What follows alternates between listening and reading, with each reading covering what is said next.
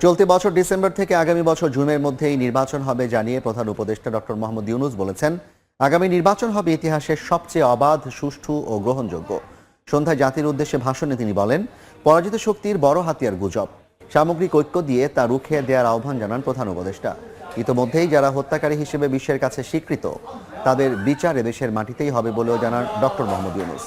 আশ্বস্ত করে বলতে চাই, যারা গণহত্যায় জড়িত ছিল, যারা নির্বিচারে মানুষ হত্যা করেছে, যারা ইতিমধ্যে হত্যাকারী হিসেবে বিশ্বের কাছে স্বীকৃত, তাদের বিচার এই দেশের মাটিতে হবেই। প্রিয় দেশবাসী, আপনারা জানেন, অন্তর্বর্তী সরকার দায়িত্ব নেবার পর থেকেই গণমাধ্যম ও সোশ্যাল মিডিয়ায় গুজবের যেন এক মহোৎসব চলছে। দেশকে অস্থিতিশীল করার জন্য একের পর এক মিথ্যা তথ্য ছড়িয়ে দিয়ে জনগণকে বিভ্রান্ত করার চেষ্টা চলছে। জন কাছে আসবে, এর রূপ আরও ভয়ঙ্কর হতে থাকবে।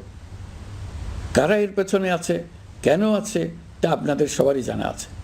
আমরা এই গুজব ও মিথ্যা তথ্যের প্রচারণা রোধ করতে জাতিসংঘের সহযোগিতা চেয়েছি।